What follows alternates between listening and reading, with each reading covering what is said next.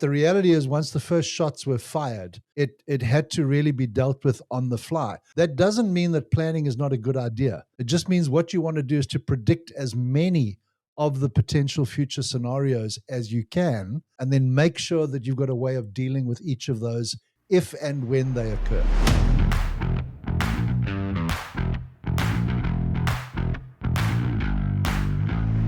Welcome to Professional Builders Secrets, the podcast for building company owners wanting to grow safely and securely. I'm your host, Will Blunt, and today I'm joined by Andy Skarda, our head coach. Andy, welcome to the show.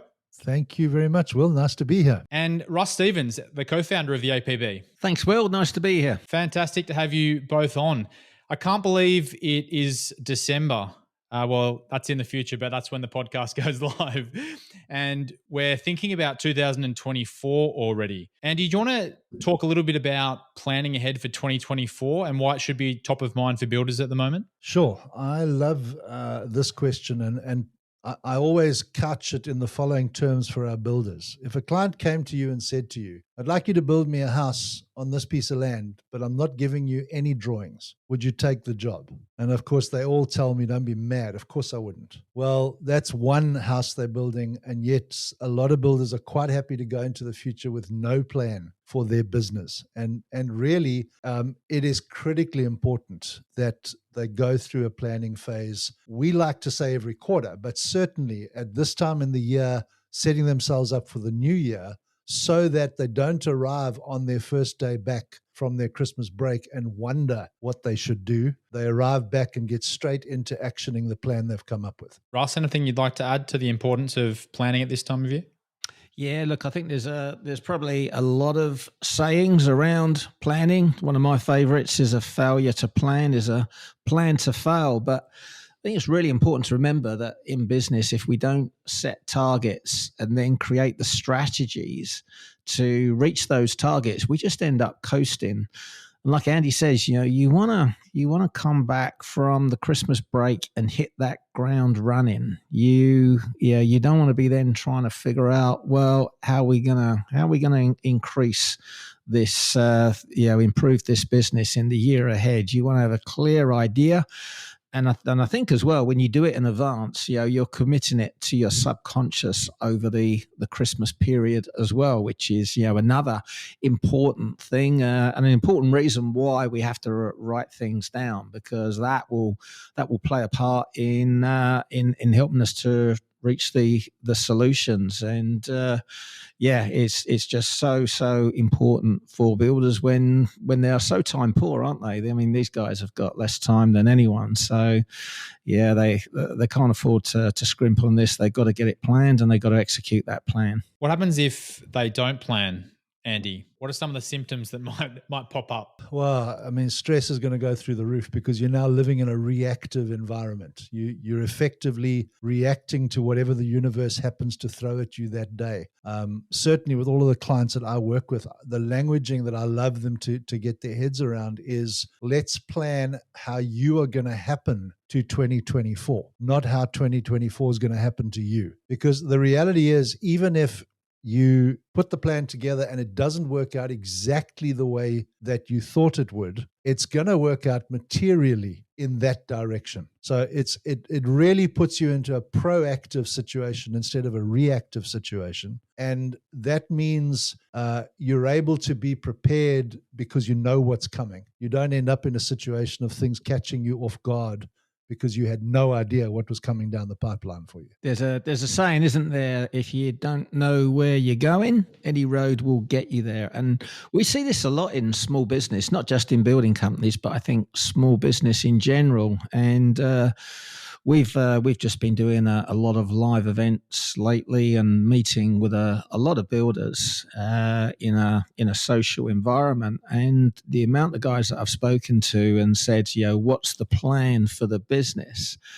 And when you ask them that, they look up to the right. And that means that they're being creative. They're imagining what they want. And it's a clear indicator that they don't have their whole business plan documented and written out, because if they did, they'd be looking to the left and recalling that information. So that's a bit of a giveaway. And I think a lot of people in business kind of think like that. They kind of know where they want to go, but they don't have it documented. And that really is just so important.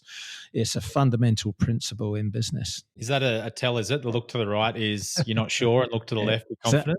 It's a little telltale. Yeah, it's a bit harder for Andy when he's talking to people on Zoom because they might have mirror imaging on. Exactly.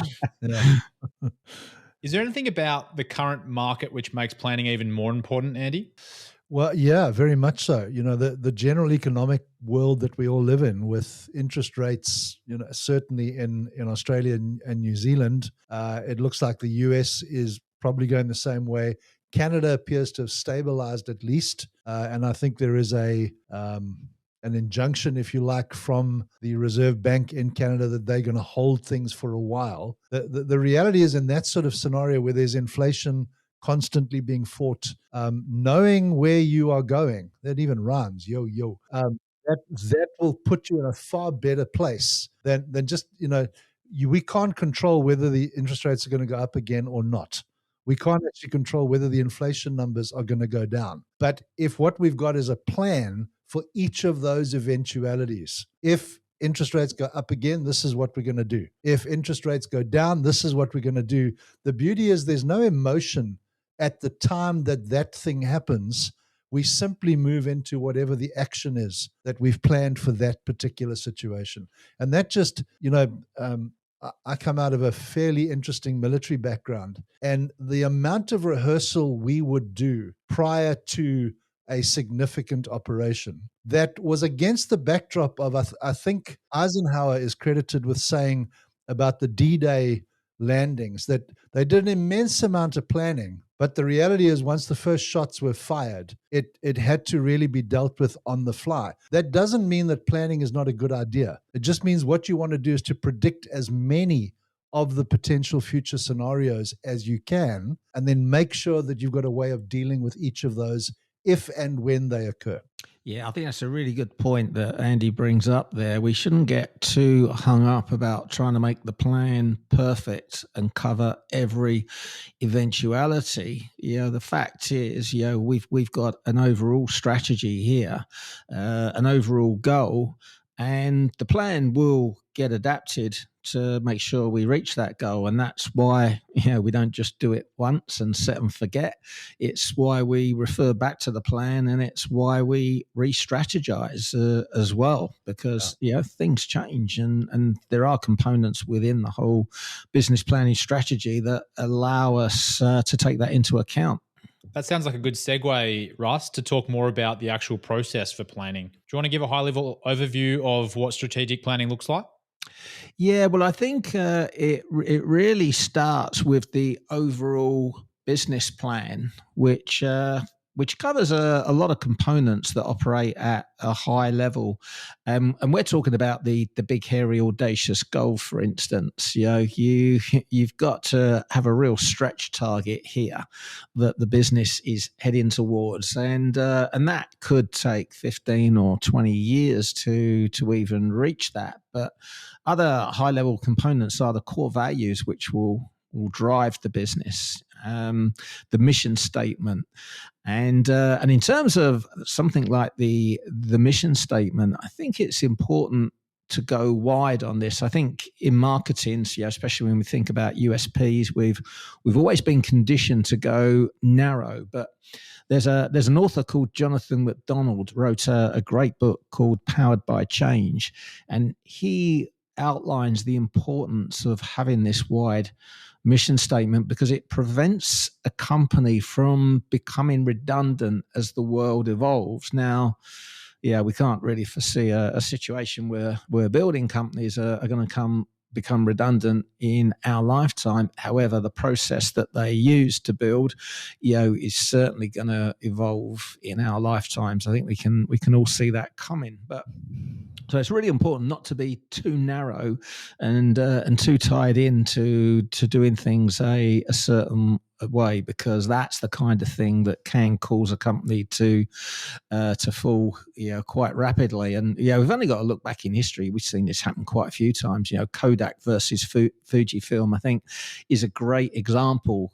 Kodak spent their time trying to save a business model, whereas Fujifilm, evolved and went in a different direction and became very successful. So, I think that's an important thing to get at a high level. SWOT analysis will help you stay on top of things. That is where you identify your strengths, your weaknesses, your opportunities, your threats.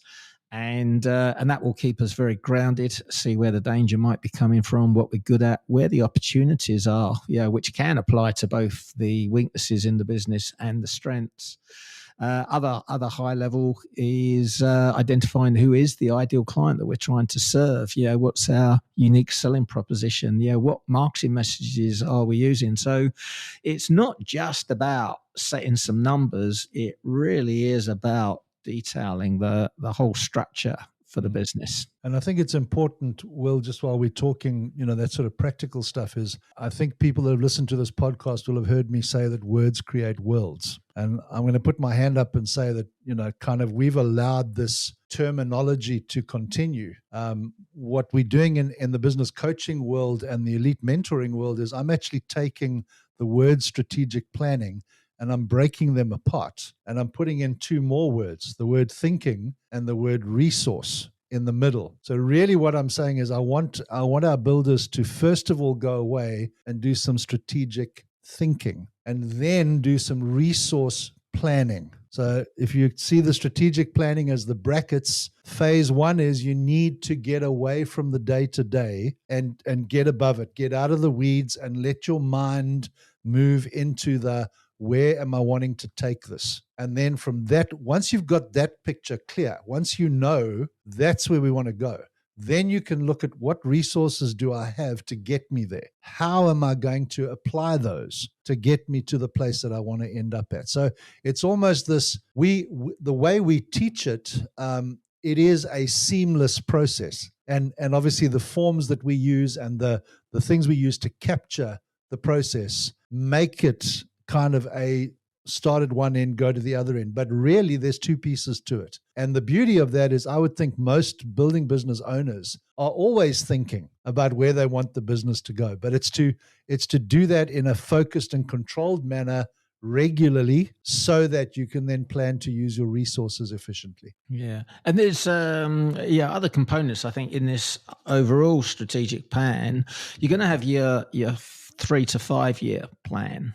Obviously that sits underneath your big, hairy, audacious goal. But you've got a 3 to 5 year plan where you've got your numbers, you've got things like your staff, the org chart, etc. So you've got a very clear idea what the business needs or can look like in 3 to 5 years.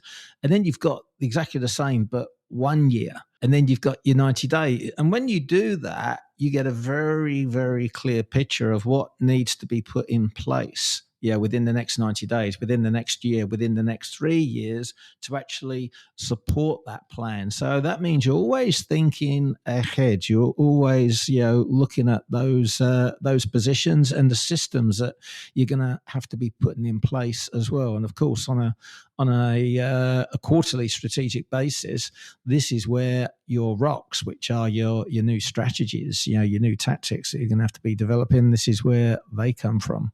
Yeah. Who should be in the room when you're doing this strategic thinking, Andy? Well, I mean, the reality for a lot of our builders is the first time they do it, it's going to be them and themselves and their shadow. And that should tell them that it's important that they change that as quickly as they can, because it's going to highlight the fact that if they are wearing all the hats and doing all the thinking and all the tactical execution, they are severely limited in how much they can do. There's only X amount of energy and hours that they have access to. So it's important that if let's say this is the first time they're doing it, they don't have any team members that they can make part of the process. That's the first red flag. Who am I going to be employing to help me as quickly as possible so that I'm not doing this alone. But for those people that are a bit further down the road and have a team around them, it should really be them and their senior leadership team. So the guys that are customer facing, interacting with customers on a daily basis, who can, I love the terminology that's used in a lot of the really good books on this subject, who can share the brutal truth robustly, that there can be debate around, let's not, and again, I think everybody that knows me knows, don't do this exercise if it's just going to be a for the sake of it exercise. This needs to be authentic. This needs to be real. Russ spoke about the SWOT analysis. Don't sugarcoat your weaknesses. You've got to be able to really look at yourself honestly and realize these are the things that are holding me back. And obviously that's where you want to put your effort. So who should be in the room is obviously the leader, the owner of the business, and then any other senior team leaders that will bring additional information into the thinking process. And it's got to be an environment where there's no rank. It's freedom. It's anybody can say anything they want. They're not going to be in any way sanctioned because of what they're saying, so that you get all of that onto the table. And then once that exercise has been finished, then together, and if you think about it, it's going to be those same people that will be responsible for the execution of tactics. So it makes sense to include them in coming up with those tactics so that you get engagement right from the get-go. I think it can be good as well to have someone quite objective, challenging you on your business plan. When you mentioned about SWOT analysis and don't sugarcoat your weaknesses, it always reminds me of a SWOT analysis that me and Sky were doing, and under the watchful eye of a coach, and we were struggling with the weaknesses. I think maybe we came up with one, maybe we didn't come up with any, but we were wrecking and we just couldn't think. And we said, we're struggling here on the weaknesses. We can't really see any weaknesses in the business. And he just said, well, now you're being arrogant, and walked off. And it challenged us to think, okay, there must be some weaknesses in there. So like Andy says, it's really good not to sugarcoat, not to kid yourself, and to have someone that's going to really challenge you on everything that you put into your business plan. And I think Russ has raised a great point there in terms of would I necessarily have our coaching team in the first phase of the process? Probably not. I'd want the client and their team to kind of wrestle through to get to a place that there was at least agreement on this is the situation, and then have the coach come in and test it, prod, and see where the gaps are, and see if we can, kind of bring that objectivity to it, and then help them to prioritize out of, you see, this is, whenever Russ and I talk about things like a BHAG, like a mission statement, like core values, there is this sense in the building industry that those are soft things that don't bring with them a lot of value. But the reality of what we're talking about is the sole purpose or the sole outcome of your strategic plan should be to get you to your intended goal. If you don't have that ultimate goal, then what are you planning to achieve? You don't know. You're simply in this hamster wheel of let's work more. Why? Why are we working more? To make more money. Okay, why? What are you going to do with that money? I'm going to spend it on what? And it literally becomes that exercise. And I think a coach can only really do that if there's been some input put into the preparation of it, and then obviously they can help to focus it and sharpen it. But certainly if clients have a business coach, they must be part of this process. If they don't have one, I can make a few suggestions as to where they could find one. And let's not forget the accountability component afterwards as well, because creating the business plan is only the first step. It's really important that once you've created this plan, that you are constantly revisiting it, and there's a level of accountability. So in terms of your like Andy says, when you bring your leadership team into creating the plan in the first place, you're going to create rocks that individuals are going to be working on. That needs to be top of mind. So each week in your leadership meeting, there should be an update, a progress report on how each individual is progressing those rocks, so that they don't slip to the bottom of the pile and we get to the end of the quarter and find out that they've maybe only been 70 or 80% achieved. We want them ticked off completely. Which kind of reminds me of something we used to do with APB pre-COVID, when we could, when we were, well, like we are now, meeting up in person. We had boardrooms and we had builders fly into a boardroom meeting every quarter, and we put the rocks up on the whiteboard, and they had to put a nice big green tick if they achieved them, or a big red cross if they didn't. And no one, after committing to what's going to be achieved in their business in the next 90 days, no one really wants to stand up there and explain why they didn't do something. So there was always a bit of ferocious activity going on in the week before, and you could tell it just wasn't always possible to get were quite some large rocks done, in a week or so. Yeah. But you could tell, that's when they actually got kicked off, because they're suddenly thinking, crikey, I've got to stand there and explain why I'm putting the red cross. But if I can do as much as I possibly can, but at the end of the day, it's either done or it's not. So we were quite brutal. It was still a red cross. Yeah. Ross, can you explain for anyone out there that doesn't understand the concept of rocks, what the thinking behind that is? Yeah, well, as you go through this process, and if we say focus on the quarterly strategic plan, which is a component of the yearly plan, it's the pathway to get you to the yearly plan, which is a component which puts you on the path to your 3 to 5 year plan, which gets you to your BHAG. But if we focus on that 90-day plan, you've got your numbers first of all, which are vitally important, because almost everything, if you're looking at growing a building company, it will all come down to the numbers in the end, and not just revenue or gross profit, but in terms of marketing qualified leads that you're generating, for instance. So you've got your numbers, and you can see where you've been, and you can pretty much see where the gaps are, or the biggest gaps. And if you're looking to ramp up your marketing, for instance, it's not a case of, we generated 50 marketing qualified leads last quarter, we want to generate 150 this quarter. That's not going to magically happen just because you've written it down, despite what some of these books out there might have you believe. It actually takes action as well, unfortunately. So you got to be thinking about, what actions are we going to take that are going to create this transformation and ramp up our lead generation. And this is where a strategy will come into play. So now you can support that increase in numbers with a strategy, and those strategies are effectively the rocks, because someone is going to have to create this strategy and drive it. So when we talk about rocks, that's exactly what we're referring to. These they're big chunks of work, which will have be broken down then into tasks. Typically 1 hour blocks or 50-minute blocks, whatever you prefer to work in.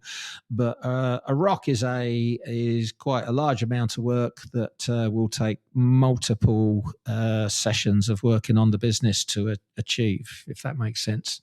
And I think, just in case anybody hasn't heard where it comes from, this comes out of a thing called the pickle jar concept. And the pickle jar concept, I think, came out of a Stephen Covey book originally. But it basically says that if we look at the amount of time that any business person has to allocate to their business, and we break the things they have to do down into rocks, pebbles, and sand, with the sand being the day-to-day kind of grindy things that don't really move the needle, the rocks being the really important things that will move the needle, and the pebbles being the support things around the rocks. What happens with most people, unfortunately, is they first put in the sand. They put in the day-to-day, answering their emails and those kind of things. Then they put in the pebbles, and then when they come to try and put the rocks in, there's no more room in the pickle jar. The pickle jar is full. And what that means is the things that are most important are not getting done. So we put this focus on rocks on the basis of, we want you to fill your pickle jar up in reverse order. Put the rocks in first, so that they're in, the most important things are going to get attention and get done. In order to do them, you're going to have to put the pebbles in. As Russ said, you've got to break those rocks down into smaller components that can be done on a weekly basis to make them happen. And then dump your sand in. And the interesting part is the sand will always find a way to trickle down between the rocks and the pebbles. And eventually what you find is, wow, most of what I needed to get in here is now in. And what's not in is unimportant. It can wait. But the focus on the most important things has been kept. And they've been, as Russ said, allocated to particular people to get done. And that gets measured then on an ongoing basis. It's great when you see that actually being demonstrated, isn't it? They got the big glass jar and they're doing it, by pouring the sand in first, and then they do it in reverse, and it really helps you get it. And you'll probably know the answer to this, Andy. I've seen one where they've actually put a fourth component in on the top, water. Does that does that relate to? Does that relate to something that's not relevant at all? Well, that's the rest of your life. Yeah. Now, of course, I go the other way. I'm saying put the water in first. Then, if you want to add water, fill up with water, then put the rocks in, then the pebbles, then the sand. Strangely enough, it'll still work if you do it that way. Some of the water might come out though. Well, maybe, but then be careful. Make sure that you put the right amount of water in. Or get a bigger tank. Or get a bigger pickle jar. Well, that's the team. That comes back to the team, Andy. Absolutely. Yeah. No, great demonstration, Andy. Yeah, it's a shame we couldn't actually do it in person, but I think you did it justice. I was expecting him to say, "Well, here's one I prepared earlier." Yeah. Go and get a pickle jar. We'll wait for you. Yeah, there we go.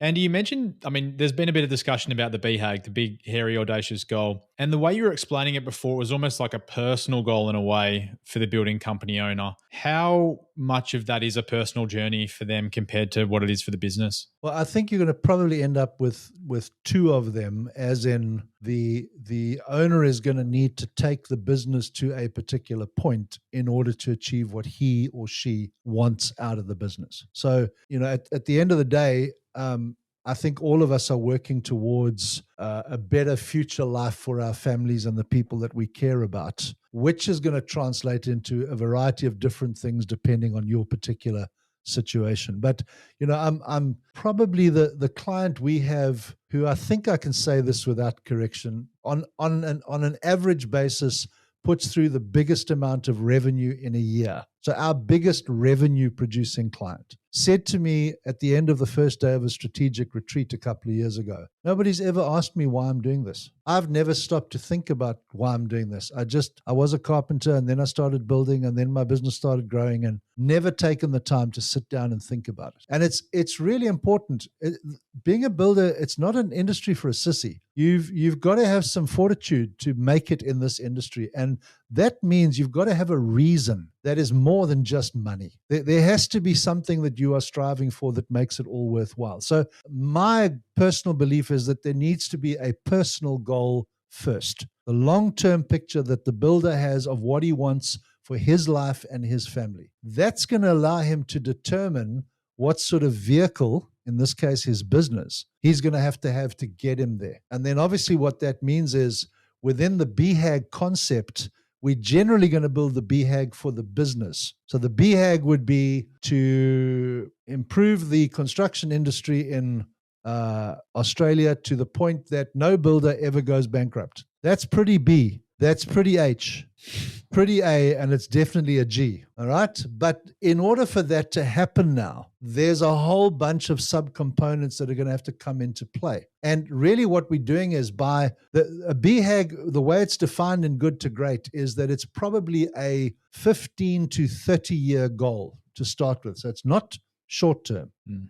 It's definitely going to change the way you do business. It's potentially going to change the industry that you're in, and you should get slightly dry-mouthed with fear when you read it. Okay. In other words, it's got to be, it's out there. It's not it. Now, what we find often happens with the builders that we work with is when they first do this planning and we say to them, let's get a BHAG in place. It's pretty short term. It's not very big. It's hairless, and it's definitely not audacious, but it's better than nothing. So it's start with what you can conceive, keeping in mind a lot of builders come to us just wanting to survive. That doesn't give you a long-term view of your life. But what we find is as they work with us, year one, it's survival. Year two, they can start to think 3 to 5 years down the line because they know now I can survive. And then once they've got through that, well, not only can I survive, I could actually prosper. Then they can start to think about, well, if I was prosperous, what would these two things look like? And then the cascade, if you like to come down another level, go to something else Russ said, that BHAG will determine your mission statement, because your mission statement is effectively the synthesis of how you want the business to operate to get you to that end goal. And if you bring those three things into play with your core values that drive everybody's decision-making process, that's what turns a good company into a great company. Yeah, it's interesting. This is something we measure with almost every new lead coming into the APB database. Is the goal, what is the vision for the company? And they are generally surprisingly low. And like Andy says, I mean, it's okay. It's not ideal, but it's okay because at least it's something. And I think it clearly shows, just how battle-scarred maybe builders are in this industry, that they do have reasonably low goals. They just want to get profitable, to have a bit left over,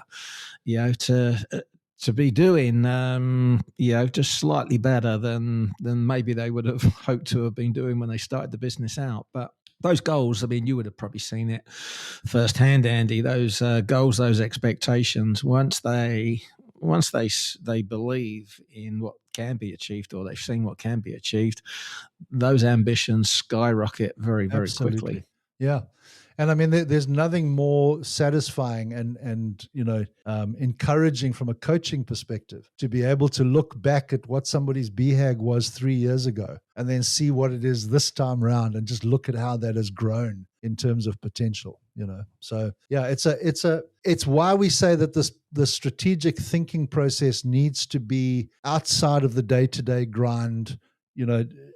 Uninterrupted thought, really just, if you like, dreaming to some extent. Just imagine if that's kind of how that conversation needs to start. Yeah. And it's something that has got to be on the tip of your tongue. Every time you're asked that question, you've got to know exactly what it is you're driving towards. And again, too many people, they can't always articulate it, or they have to think about, something that maybe they thought they wanted, a few years back. But you got to know exactly what you want, and you've got to know exactly what it's going to take financially to get you in that position, and know that number. I did a boardroom environment kind of coaching stroke consultant advisory board. It was kind of set up as, and it was all different businesses. It wasn't construction, although there was a large commercial builder in that group. But they went around the table kind of off the cuff saying, how much do you need, or how much do you want to be able to retire? And I was astounded at the low figures that were coming out around this table. All business owners, running reasonably successful businesses, but the ambition, the financial target was so low. But not only was it low, it was also unrealistic, because as the conversation then progressed into what do you want to be able to do, that, or how much do you want to be able to spend, how much do you need, that didn't correlate with the net worth target they'd come up. And that showed me really that a lot of people are maybe not aware of just how much wealth you need to accumulate to give yourself a sustainable ongoing income. I'm not a big fan of some of these like policies that will pay out X amount over a period of time, because that just destroys all your wealth. I much prefer to see a sustainable strategy where you're investing in property and living off the rent, for instance, or you're investing in equities and living off the equities, because then that wealth can be passed down to the next generation. But maybe that's not something the governments around the world particularly want to see. They'd much rather we spent everything. But to me, there's a very big lack of financial education, amongst business owners, in understanding exactly how much they wealth they need to accumulate to give themselves this sustainable income going forward. So it's really important, I think, that you spend a bit of time understanding that, learning about that, and getting clear on what your number is, because it's probably a lot bigger than you realized, which means you need to not only start working on it a bit earlier, but you might need to stretch those goals a bit more as well. Yeah, it's a good point. It's kind of like starting with the end in mind, isn't it, Russ? Yeah. Like a lot of people probably just pluck a number out of the air rather than doing it strategically like that. 100%. You know, a ratio I always like to look at is the rule of 25, which is the 4% rule, which, you know, is the reality is it might be slightly under that, to be honest. But, you know, if you look at your income, how much you could comfortably retire on, which is probably double what you're spending now, times that by 25, and obviously factor in an allowance for tax as well. So, you know, do that exercise and then look at what that number is. That's pretty much what you need to be heading for. I think the actual number to be sustainable is about 3.79%. But for simplicity, yeah, we're talking about 4%. But it will give you an indication of kind of what you need to get at to have that sustainable income going forward. And there you see why we love him so much. 3.7, and he could tell you 961285 if you pushed him. As a rough guess. Yeah. So back to strategic planning for a moment. What's the vehicle that builders are documenting this plan in? Is it on a napkin? Is it in a spreadsheet? Where are they putting this so that they can refer back to it quarterly? Well, I mean, our clients, we have a planning sheet. We've deliberately distilled it down to one page so that it's not overwhelming, you know, from that perspective. But on that one page, in fact, both of the elements that I spoke about earlier come together. There is a strategic thinking portion of that page that prompts them. What is your BHAG? What is your capacity? What is your SWOT analysis? What are your core values? What's your mission statement? That even if they don't have an answer to all of those questions, if every time they do it, they can answer one more than they could the time before, they're making progress. So there's that side of it. And then, as we've discussed from different perspectives today, no matter what you plan, there's a price ticket attached to that plan. And the balance of that one-page planning document helps them to calculate whether or not it's financially viable and feasible. And this is a little bit of a you're gonna do some thinking and come up with some numbers, and then they don't quite gel. So you go back and think about it a bit more and tweak it, and it's kind of top line, bottom line, until you get it to a place of going, okay, that works. I can now go with that process. And that's partly why we work on a 3-year, 1-year, 90-day basis, because you might not be able to get as far as you want to in 1 year, but you certainly will be able to get further than you expected in 3 years. So it just gives you that little bit of I guess, wiggle room, place to go. But that's how we do it at the APB. If you're asking in a more general basis, where should this be done? Listen, if it's a good napkin, it's better that it's on a good napkin than it's not done at all. So, you know, literally writing it down, there's such power in committing something to print and then making sure that you it's not something you print and put in the bottom drawer and forget about. Really what you want is you want what you've come up with to be the matrix through which all of your decisions are made. Does this situation achieve the rock that I've got set up for the next 90 days?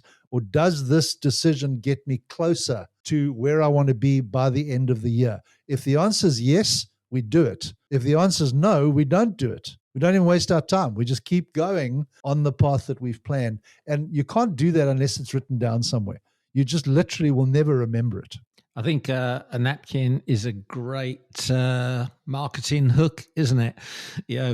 Wrote this business plan out for this multi-billion-dollar business, and it was all on a napkin. Now we've got it framed, and it kind of gives you the illusion that it's that simple. And it's like, well, maybe the initial idea was written on a napkin, but the reality was they evolved into a structured business plan that, gave them the plan forward. But like Andy says, it's you just got to start. If you haven't got anything at all, write down what's burning in your mind now. Get that down on a napkin or the back of an envelope or whatever, but be prepared to progress from there with a much more structured process. And I mean, in our situation at the APB, obviously we have three levels, if you like, of solution from our basic level. So we run specific training with a downloadable one-page strategic plan that literally somebody can watch the video, and we walk them through stage by stage, step by step. At the end of a 90-minute